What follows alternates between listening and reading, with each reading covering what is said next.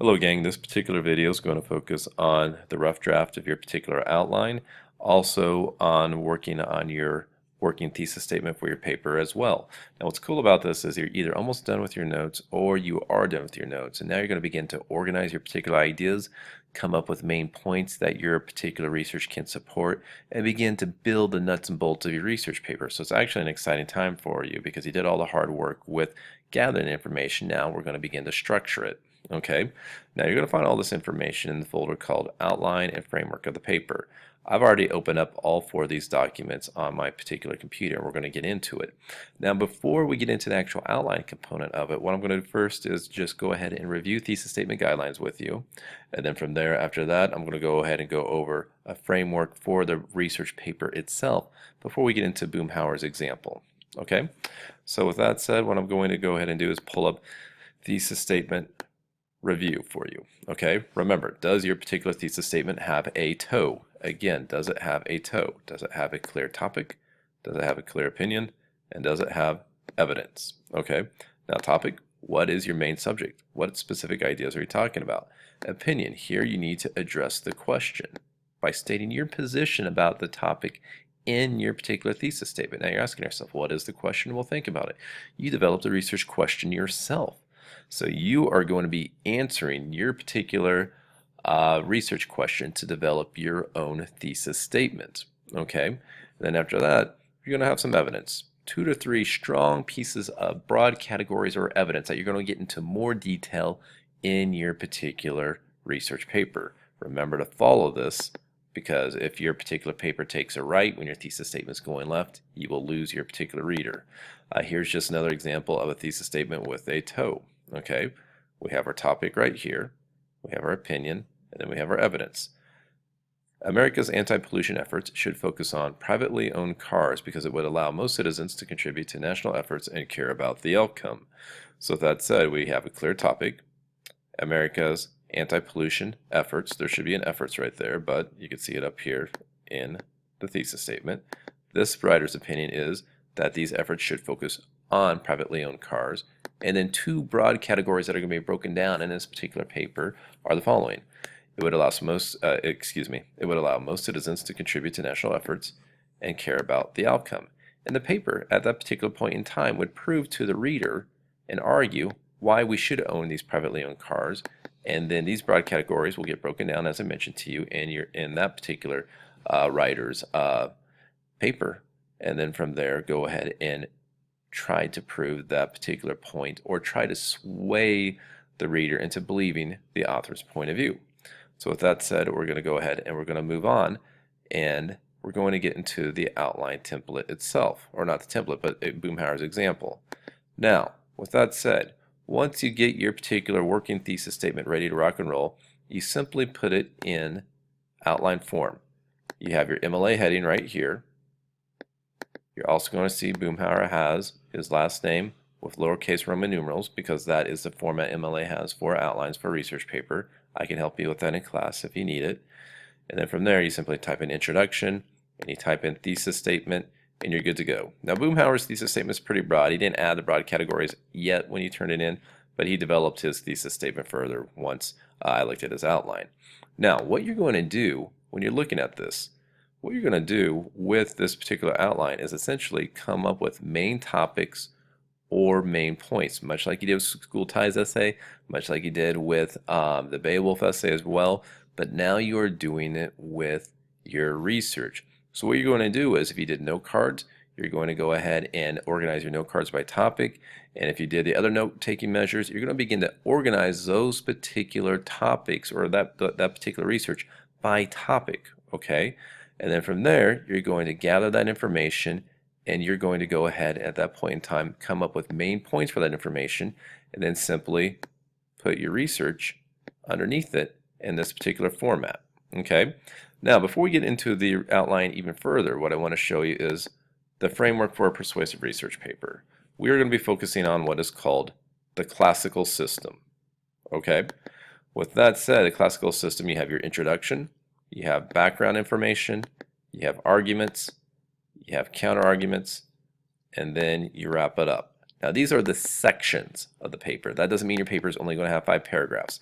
These are sections of the paper, a framework. We're going to be following this framework, and if you've noticed, this should look familiar because I said I want 10 note cards about background, 20 note cards about your arguments, and then from there 10 counter arguments, and then you're going to be good to go for your particular research component. You can see how I even had you research based off of this framework. Now what you're going to do is you're going to build your outline based off of this framework as well.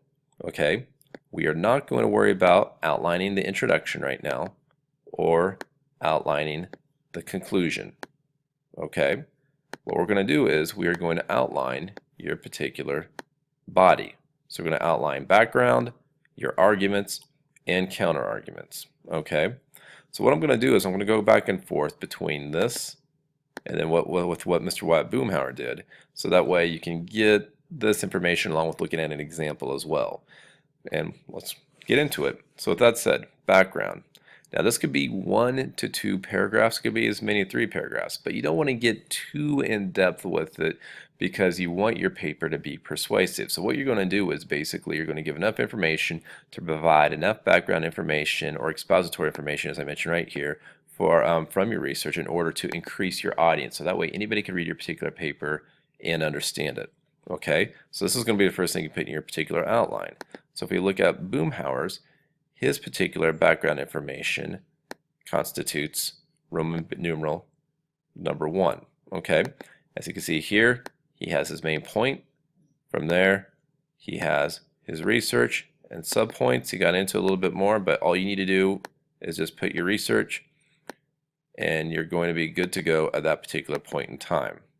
Okay, so again, the very first part of your outline is going to be informative.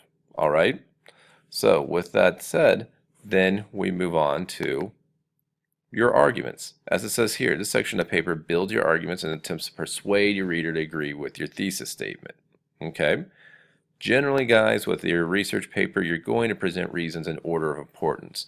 So I know we did things a little differently with lit analysis, but this is a little different right here. So generally in order of importance, you're going to want to really lead off your particular paper with your most compelling reasons right off the bat. Okay, so with that said, what we're going to do is we're going to go back to Boomhauer's, and you can tell at this particular point in time what he does is Roman numeral number 2 on will be his particular arguments that answer his particular thesis statement. Okay, so what he did was he looked through, for example, through A, B, and C right here, and they were all composed of one particular topic, and then he looked at that particular information and he began to come up with a particular main point that goes along with it. So you're going to handle it like you have been all year. Okay, what is your topic sentence? What is your main point of this particular information? What Boomhauer did is the following. He looked at this information and he said, okay, this is my topic. This is the main point that I want to say about this particular point that I've come up with. And he said the following. The United States should continue operations in Afghanistan because all objectives have not been accomplished. From there, he simply went ahead and he lined his ducks up in a row, so to speak, and he provided 3 main sources or 3 pieces of evidence that would go along with this particular topic sentence. Whoops, sorry about that. Okay, so that's what he ended up doing. As you can tell here, it's pretty well researched. He has 1 source, 2 sources, and 3 sources. Here he has an example of an indirect source, and then he also has a couple other sources that he used as well. So in your particular outline, you're going to have your main point, and then from there, give me your quote, your paraphrase, or your summary, and then include the in-text citation as well. So that way you're really lining up your particular research. Okay? And if you continue to do that, as you can see, he did that with Roman numeral number 3. Many people do not believe that Afghanistan's future will be good after the troops are removed. And then he really gets into it. He has multiple sources for this. And then he has his next main point. And then his next main point after that. And as you can tell, he's doing a nice job giving me main points and then supporting it by research. And that's what you're going to have to do with your particular outline in this section. Now, how many paragraphs will you have? Well, that determines on how many points you have and how much research you have. Remember, this needs to be 8 pages minimum. So it's always good to have more information than less. Pick the most important information that you have that you think flows with your thesis statement and use that. Whatever information you don't use, that's fine. It's good to have leftover research and not enough. And you can use some of this research in your introduction possibly if you do need it. Okay? So with that said, moving on from your arguments, what we're going to do is show counterarguments. Now with that said, counterarguments, you're going to bring up opposing viewpoints, okay? But with that said, you're going to note the disadvantages of those particular alternate views. So you will bring up an opposing view, but then what you're going to have to do is you're going to have to note the particular disadvantage and explain how your research is better than those particular counterarguments. You can still use your research that sides with your position in this section as well. So with that said, what you can do is you can go to your outline, and I'm going to scroll down to Boomhauer's outline. And if I remember correctly, he started a few of his counterarguments around this particular paragraph, paragraph 12 it looks like. And this is what he says right here. He says the following. Many Americans believe that the original goal of bin Laden and al-Qaeda was to draw the U.S. into a war and bankrupt America through homeland security. That is his particular counterargument that he came up with based off of a lot of information that he looked at. Okay? But then he says the following. However, since America has been spending billions of dollars on the war, we should stay and finish the job we started. And from there, he went ahead and he provided research to go ahead and support his particular opinions, but then he also provided research of opposing viewpoints.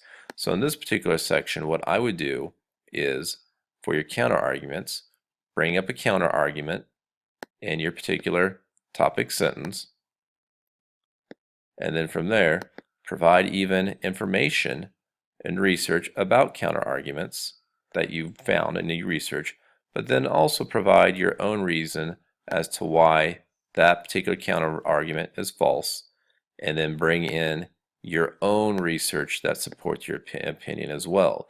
So in this section, bring up a counterargument with research for that counterargument, but then also include a bit or two of research that supports your position as well, because you're going to use that research to trump what they're saying.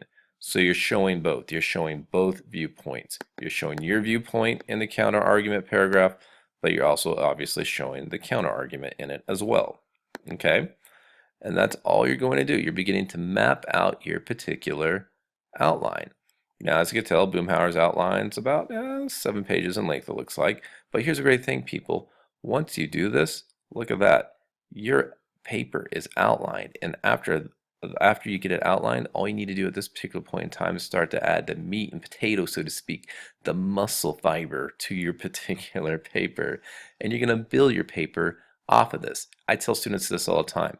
Once you get your outline up and going, you feel really good about your paper. And when it comes to writing your paper, it's going to go like clockwork. You're going to find that it's going to become pretty easy to do. Okay? So with that said, the first section to review, first section of your particular outline will be about background. That could be 1 to 2 paragraphs. Next up will be your arguments. That'll be several paragraphs. And then after that will be your counterarguments. And counterarguments could be anything from 2 to 3 paragraphs maximum. Okay?